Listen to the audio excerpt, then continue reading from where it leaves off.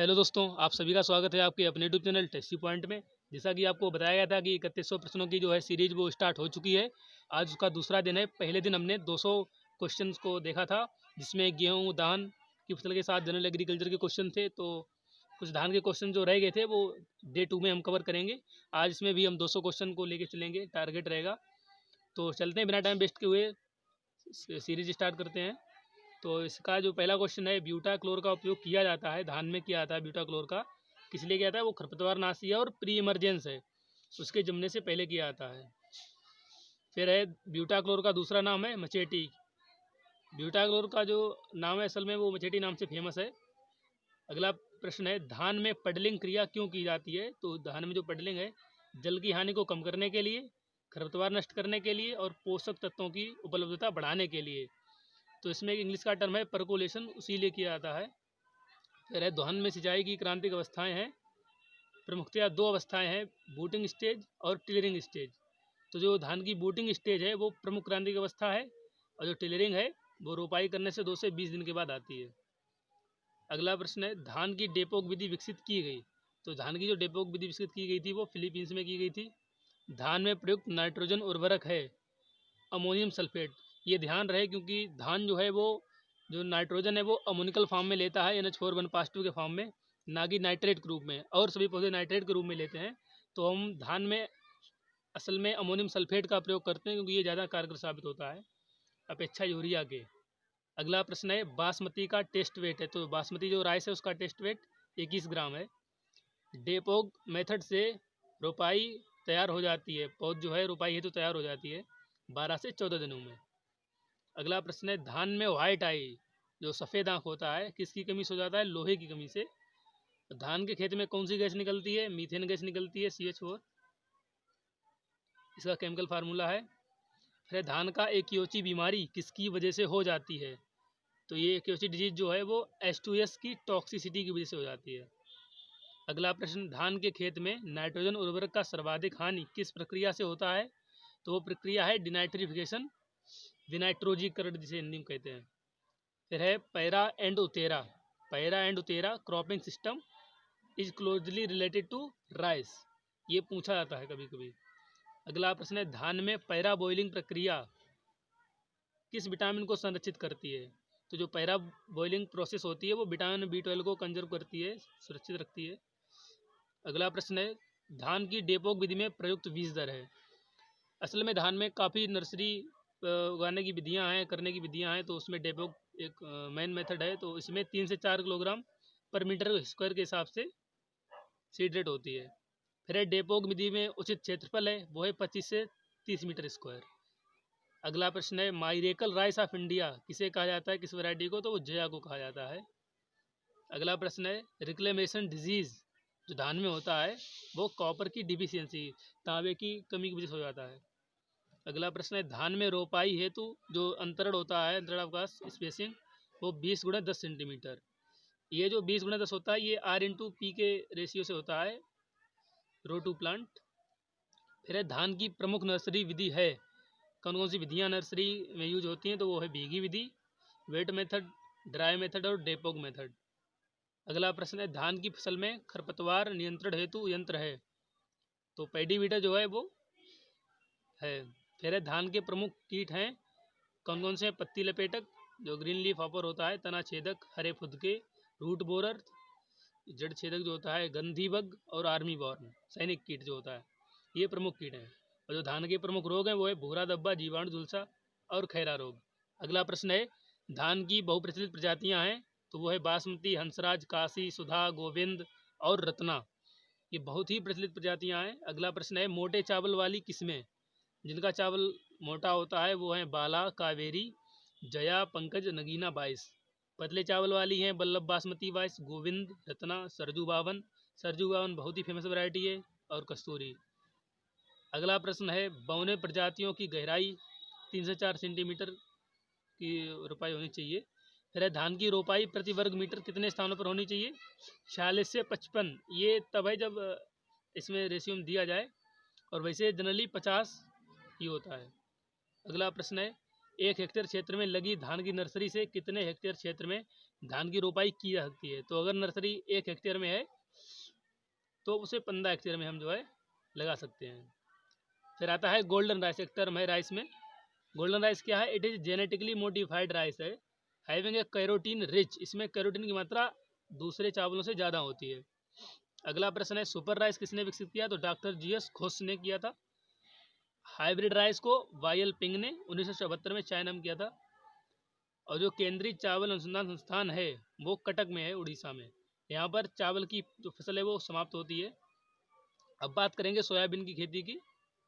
Soybean बहुत ही प्रमुख फसल है जो है। तो सोयाबीन का वानस्पतिक नाम है ग्लाइसिन मैक्स।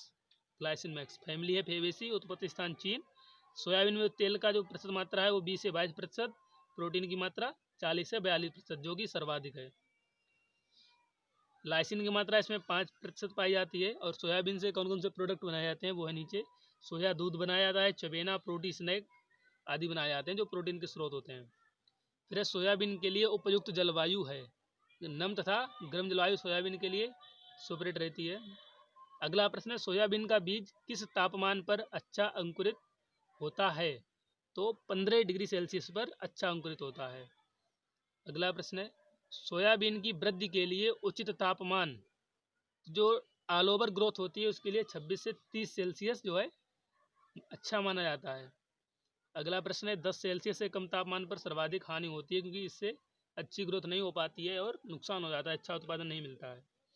अगला प्रश्न है सोयाबीन के लिए भूमि तथा अनुकूल पीएच। तो जो इसके लिए है दोमट भूमि और 6 से 7.5 तक पीएच वैल्यू होनी चाहिए। अगला प्रश्न है सोयाबीन की उन्नत किस्में हैं। तो सोयाबीन की जो बहुत ही प्रचलित किस्में वही हमने यहाँ पर कलेक्ट किए हैं। तो अलंकार है, अंकुर, शिलाजीत, गौरव, पंत, सोया 1042 और PK 335, ये सभी जो है उन्नत किस्में हैं। तो सोयाबीन में जो अब बीमारी की बात कर लेते हैं। तो सोयाबीन में वायरस जनित जो रोग हैं वो पीला मोजेक, सफ़ेद मक्खी फैलाती है। सफ़ेद मक्खी बड़ा इसका प्रमुख कीट है देखा जाए। सोयाबीन में कवक जनित रोग जो है वो बीज तथा पौध सड़न। सोयाबीन के जो प्रमुख कीट हैं वो कमला कीट और सफ़ेद मक्खी। सफ़ेद मक्खी क्या फैलाती है? पीला मोजेक फैलाती है, ध्यान रखना चाहिए। अगला है सोयाबीन में कौन सा राइजोबियम कल्चर प्रयोग करते हैं? ये प्रश्न 1-2 बार पूछा भी गया है। तो राइजोबियम जैपोनिकम जो है होता है। सोयाबीन की खेती किस देश में सर्वाधिक होती है? तो संयुक्त राज्य अमेरिका में इसकी सर्वाधिक खेती होती है। सोयाबीन की जो उपज है वो 25 से 30 कुंटल पर हेक्टेयर है।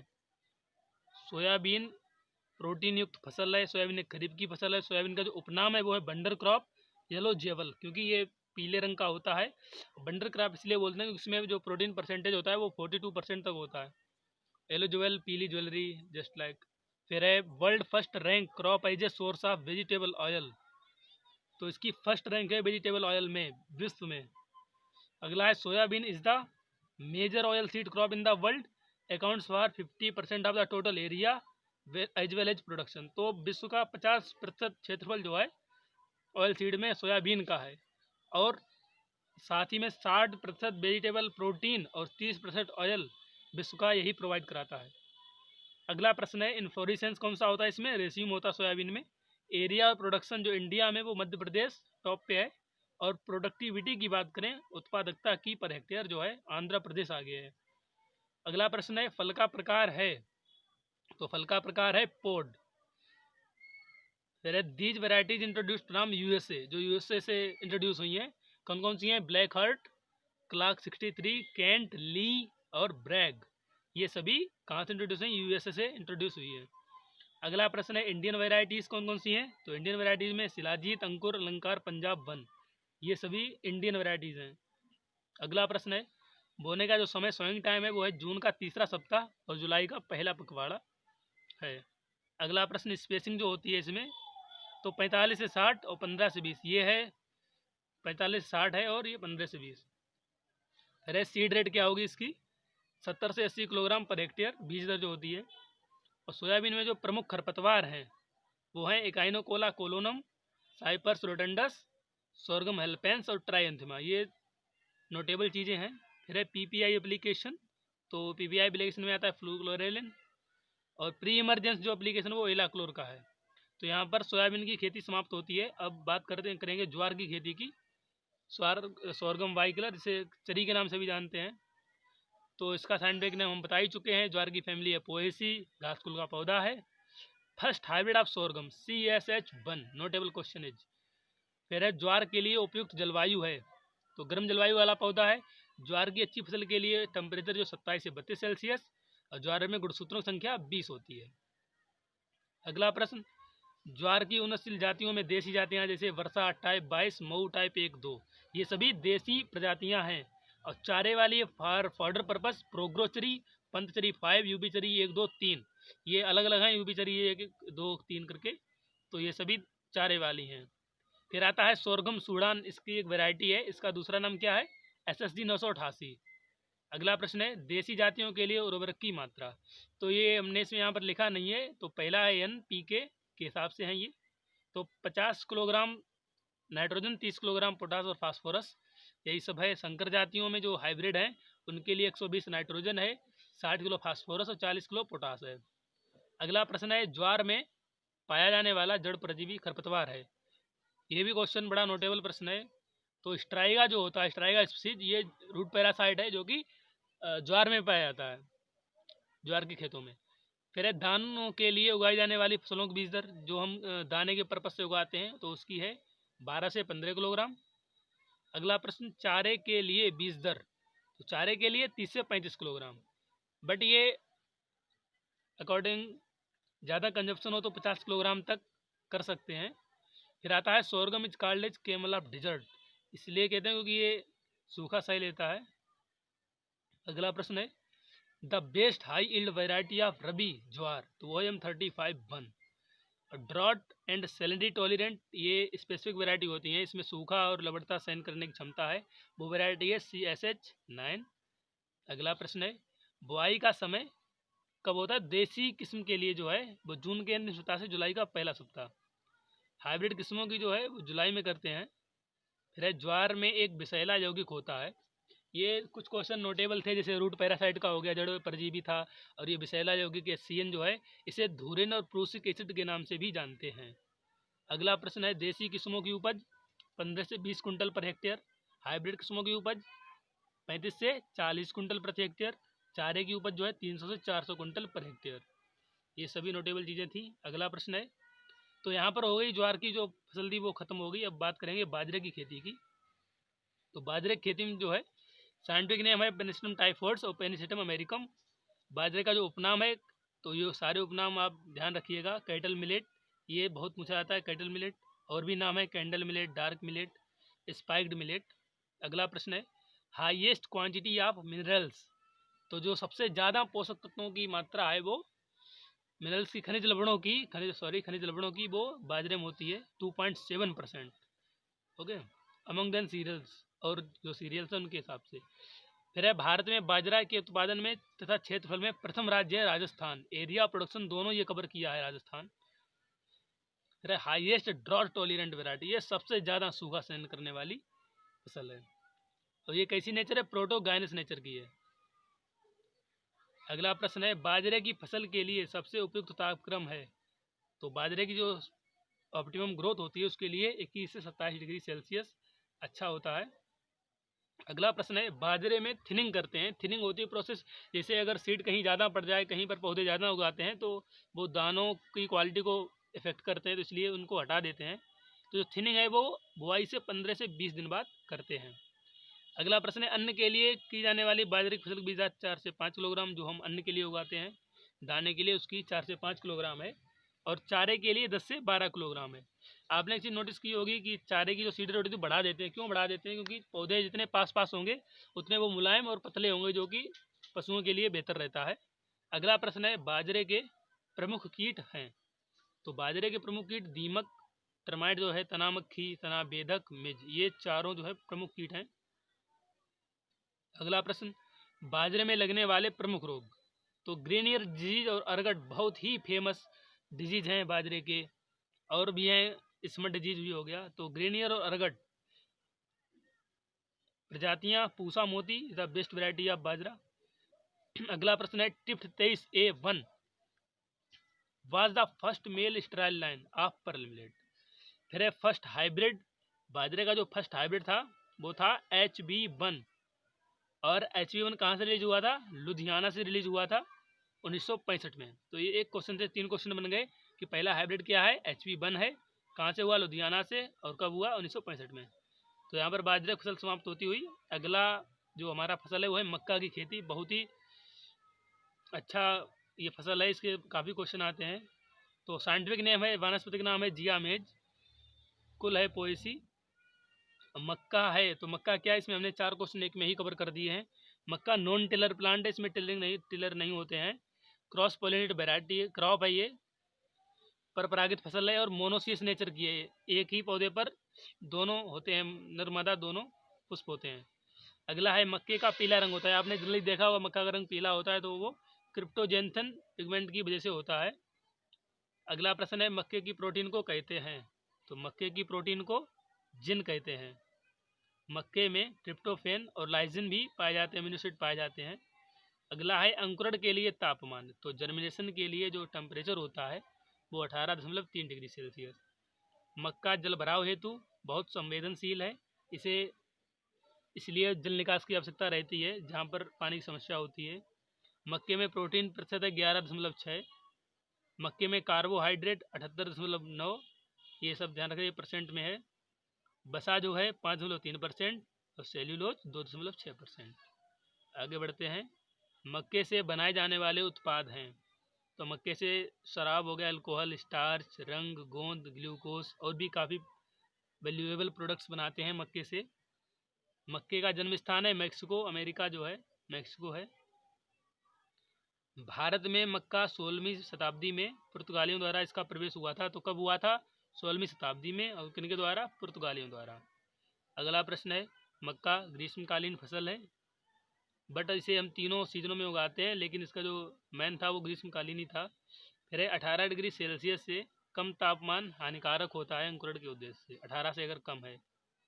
अगला प्रश्न है the terminal male flower clusters are called tassel. तो यही दोनों क्वेश्चन थे, टेसल और सिल्क। तो जो मेल वाला होता है उसे टेसल बोलते हैं और उसको सिल्क बोलते हैं, और इसको टेसल के निकलने की प्रक्रिया टेसलिंग होती है, उससे हटाने के लिए डिटेसलिंग। ये एक के साथ 4 टर्म मिल गए आपको यहाँ पर। फिर अगला प्रश्न है आइडिया ऑफ हाइब्रिड मेज। हाइब्रिड मेज का जो आइडिया था शंकर मक्का का, वो EM ईस्ट और GH सुल, ये तो साइंटिस्ट थे, इन्होंने 1910 में दिया था, वो भी सिंगल क्रॉस टेक्निक के द्वारा, वो भी इनब्रेड लाइन्स में। ठीक है, तो जो सिंगल क्रॉस टेक्निक थी, ये भी क्वेश्चन है, सिंगल क्रॉस टेक्निक किसने दिया? EM ईस्ट और GH सुल ने। और double cross technique DF Jones ने सन 1920 में। तो ये यहाँ से क्वेश्चन बनते हैं कभी कभी, तो ध्यान रखा जाए, सिंगल क्रॉस ईस्ट और डबल क्रॉस जोन्स। अब बात करते हैं मक्के की क्लासिफिकेशन की, वर्गीकरण की। तो मक्का जो है स्टूडेंट नाम के साइंटिस्ट ने 1899 में 7 ग्रुप में डिवाइड किया। तो पहला है डेंट कॉर्न, इसका साइज जो होता है मनुष्य के दांत की तरह होता है, इसलिए डेंट दिया गया है। उसका साइंटिफिक नेम है जिया मेज वेराइटी इंडेंटाटा। फिर है flint corn, indurata. Sweet corn, ये बहुत ही मीठी मक्का होती है, इसका है saccharata. Flour corn, amylacea. Popcorn, everta, आपने सुना होगा पॉपकॉर्न का नाम। फिर है वैक्सीकॉर्न, सेरेटिना। इसको वैक्सीकॉर्न इसलिए कहा गया है क्योंकि इसके जो दाने होते हैं वहाँ पर ऊपर मोम जैसी लेयर होती है, इसलिए वैक्सीकॉर्न। फिर लास्ट है पॉडकॉर्न जो 7वां था, जिया में ज्यूनिकेटा। ठीक है, ट्यूनिकेटा, इसका ट्यूनिकेटा होगा TUNICATA। अगला प्रश्न है वेराइटीज़ जो है मक्के की दिया गया है। तो first time in India 1961 double cross hybrid. Double cross hybrid कब हुआ इंडिया में? 1961 में हुआ था। और कौन कौन वैरायटी रिलीज हुई थी? गंगा 1, गंगा 101, दक्कन और रंजीत नाम की वैरायटी थी। अब टॉप क्रॉस वैरायटी कौन कौन सी हैं जो वैरायटी टॉप क्रॉस से डेवलप करी गई थी? गंगा 2 और हाई स्टार। इसे हाई स्टार इसलिए कहा गया कि उसमें स्टार का जो परसेंटेज होता है अन्य मक्के किस्मों की अपेक्षा इसमें ज़्यादा होता है। फिर सन 1967 में कौन सी संकुल किस्में रिलीज हुई? तो कौन सी हुई थी? विक्रम, विजय, अंबर, किसान, जवाहर, सोना। संकुल मीन्स का कंपोजिट वैरायटी। अगला प्रश्न है लाइसिन युक्त वैरायटी कौन कौन सी है? तो OPEC2 जीन था इनमें, वो है प्रोटीना जिसमें 4% तक लाइसिन की मात्रा होती है, शक्ति और रतन नाम की। अगला है देसी किस्में, तो जो मक्के की जो देसी किस्में हैं, जो भारतीय किस्में हैं, वो जौनपुरी पीली, जौनपुरी सफ़ेद, मेरठ पीली और रुद्रपुरी। हाइब्रिड किस्में जो हैं, शक्तिमान 1, शक्तिमान 2, सरताज, आशा गंगा, सफ़ेद, दक्कन। कंपोजिट संकुल किस्में, नवज्योति, श्वेता, नवीन, तरुण, किंजन, सूर्य, आज़ाद, उत्तम। तो इसमें जो ज़्यादा जो पूछी गई हैं वो शक्तिमान 1, 2 और गंगा सफ़ेद, ये पूछी गई है, तो नोटेबल हैं। फिर है मक्का की बीज दर है खरीफ फसल में, तो 15 से 20 किलोग्राम इसकी सीड रेट है खरीफ के सीजन में। हाइब्रिड मक्के की बीज दर है 25 किलोग्राम पर हेक्टेयर। चारे हेतु मक्के की बीज दर है वो है 40 से 45 किलोग्राम। तो चारे में सीड रेट क्यों बढ़ा देते हैं, जब सीड रेट ज़्यादा कर देंगे तो पौधों को न्यूट्रिशन उतना कम मिलेगा, जिससे वो कमज़ोर हो जाएंगे, पतले रहेंगे और ज़्यादा टाइट नहीं रहेंगे, जिससे खाने में दिक्कत हो पशुओं को। इसलिए सीड रेट बढ़ा देते हैं जिससे वो मुलायम रहें। अगला प्रश्न है मक्के की सिंचाई हेतु क्रांतिक अवस्थाएं हैं। तो सिंचाई हेतु जो क्रिटिकल स्टेजेस हैं मक्के की, वो है टेसलिंग अवस्था और सिल्किंग अवस्था। टेसलिंग जब होती है जब नर पुष्प निकलते हैं, और सिल्किंग मादा पुष्पों की। फिर है मक्के की उचित वृद्धि हेतु जो फेवरेबल ग्रोथ है उसके लिए जो फेवरेबल टेम्परेचर 32 डिग्री सेल्सियस है, क्योंकि गर्मी की फसल है। फिर है मक्के में सामान्यतया प्रयुक्त होने वाला खरपतवार नाशी है। तो एट्राजिन सिमाजिन नाम के 2 खरपतवार होते हैं, यहाँ पर हमने एक नाम दिया है आपको, तो ये सिमाजिन और एट्राजिन प्रमुख हर्बिसाइड हैं। अगला प्रश्न है मक्के में पहले क्या दिखाई देता है, तो टेसल दिखाई देता है जो नरपुष्प होता है। मक्के की जलमांग जो है 500 से 800 mm है। रबी मक्का सर्वाधिक उगाई जाती है, तो रबी जो सीजन की है वो बिहार स्टेट में उगाई जाती है। अगला प्रश्न है मक्के में सफ़ेद कलिका जो वाइट बर्ड होता है वो बीमारी क्यों लगती है, तो जिंक तत्व की जब कमी हो जाती है तब वो बीमारी पौधों में लग जाती है। अगला प्रश्न है देसी जाति के लिए, जो देसी जातियां हैं मक्के की, उसमें स्पेसिंग के लिए 45 से 20 सेंटीमीटर होना चाहिए। पर्वतीय क्षेत्रों में 15 जून तक बुआई कर सकते हैं, और सामान्यतः स्पेसिंग है वो 60 से 45 होती है। ये स्पेशली देसी जातियों के लिए था जो इंडिजिनस वैरायटी हैं। फिर बात करेंगे फर्टिलाइज़र रिक्वायरमेंट की, तो देसी मक्का के लिए fertiliser 60 kilogram nitrogen, 30 kilogram phosphorus और 30 किलोग्राम पोटास। इस हिसाब से आप देख लीजिए तीनों, ये संकुल संकर तीनों के लिए है। पहला है एन, फिर है रेशियो पी और लास्ट में रेशियो के। ठीक है, आगे बढ़ते हैं। उर्वरकों के अतिरिक्त 20 से 25 किलोग्राम प्रति हेक्टेयर जिंक सल्फेट देना चाहिए। क्यों देना चाहिए, क्योंकि इसलिए देना चाहिए क्योंकि इसकी कमी से वाइट बर्ड बीमारी हो जाती है, सफ़ेद कलिका, जिंक की कमी से, तो इसीलिए जिंक सल्फेट देना चाहिए। अगला प्रश्न है देसी किस्मों की उपज कितनी है, 10 से 15 कुंटल। संकर मक्का जो मीन्स हाइब्रिड होती है उनका 40 से 45 कुंटल, और जो कंपोजिट मक्का है उसकी 35 से 40 कुंटल पर हेक्टेयर प्रोडक्शन होता है। अगला प्रश्न मक्के के प्रमुख कीट हैं, तो मक्के के जो प्रमुख कीट हैं वो हैं तना बेधक, तने की मक्खी और पत्ती लपेटने वाला कीट और टिड्डा। ये सभी मक्के के प्रमुख कीट हैं। और जो प्रमुख रोगों की बात करें तो पौधों का झुलसा हो गया, पौध का पत्तियों का झुलसा हो गया, जीवाणु तथा विगलन रोग, ये सभी जो है मक्के के प्रमुख रोग हैं, डिजीज़ हैं। कीटों के नियंत्रण के लिए प्रयोग की जाने वाली कीटनाशी साइपरमेथ्रिन। और संकर मक्का बोने का उचित समय जो है वो है जून। तो जिन स्टूडेंट्स ने कल वाला नहीं देखा है जो डे 1 लेक्चर था वो आप देखें और अपने दोस्तों में ज़्यादा से ज़्यादा शेयर करें, जिससे सभी स्टूडेंट्स का फ़ायदा हो, इसमें लाभ उठा पाएँ, टेस्ट पेपर की अच्छी तैयारी हो पाए। तो यहाँ पर मक्के की फसल समाप्त होती है। अब बात करेंगे चने की खेती की। तो चने की खेती स्टार्ट होती है यहाँ से। चने का वैज्ञानिक नाम क्या है, सर राइटिनम, और ये फेबेसी कुल का पौधा है। चना रबी मौसम की फसल है। चने में 21% प्रोटीन पाई जाती है। चना के अंकुरित बीज शरीर में रक्त शोधन का भी कार्य करते हैं। भारत चने का सर्वाधिक उत्पादक है विश्व में। और एक नई नोटेबल बात है कि विश्व में चना का जो 70% उत्पादन और 65% क्षेत्रफल वो कहाँ पर है, अपने देश भारत में है। चने का उत्पत्ति स्थान है अफगानिस्तान, कहीं कहीं पर आपको पर्सिया भी लिखा मिल सकता है, क्योंकि इसका प्राचीन नाम पर्सिया से था। पर्सिया वाला जो क्षेत्रफल इसी के अंदर आता है। बात करेंगे क्षेत्रफल उत्पादन दृष्टि भारत में आपको बता चुके हैं। अगला प्रश्न है चना 2 प्रकार का होता है, देसी चना और काबुली चना। तो देसी चने की बात करेंगे यहाँ पर। देसी चना जो है, देसी अथवा भूरा चना आपने देखा होगा भूरे रंग का होता है, उसको साइंटिफिक नेम है सिसर एराइटिनम। जो देसी चना है इसमें जो क्रोमोसोम नंबर होते हैं गुणसूत्र वो 2n बराबर 14 और 16 होते हैं। ठीक है, तो देसी चना साइज में छोटा भी होता है। अब देखते हैं इसकी क्या खासियत है देसी चने की। तो इसकी गुड ब्रांचिंग, इसमें जो शाखाएं निकलती हैं बहुत अच्छी होती हैं, बढ़िया डेवलप करती हैं। मोस्ट वाइडली ग्राउंड, बड़े क्षेत्रफल में उगाया जाता है। और इसका yellow to dark brown seed होता है, पीले रंग से लेकर भूरे रंग तक का होता है। इसका साइज स्मॉल होता है, हम आपको बता चुके हैं।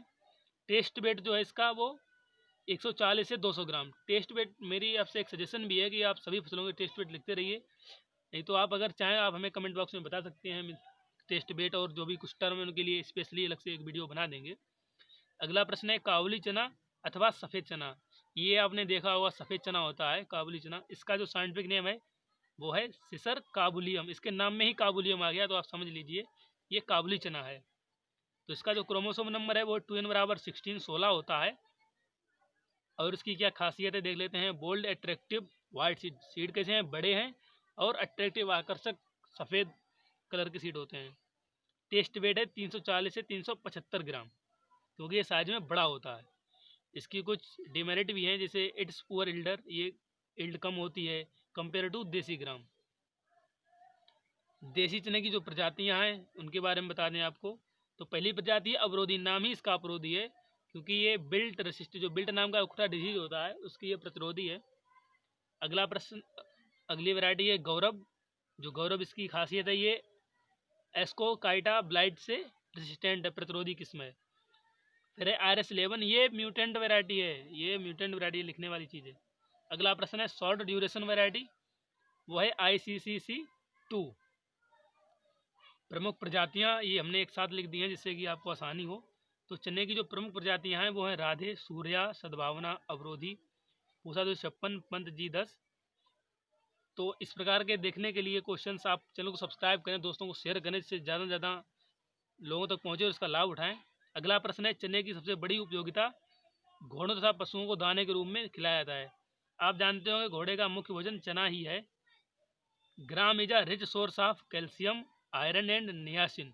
तो ग्राम में कौन कौन सी चीज़ें ज़्यादा पाई जाती हैं, कैल्शियम पाया जाता है, आयरन और नियासिन, ये एलिमेंट्स जो है ज़्यादा पाए जाते हैं। अब बात करेंगे देसी चने की बीज दर जो है, सीड रेट 75 से 80 किलोग्राम पर हेक्टेयर।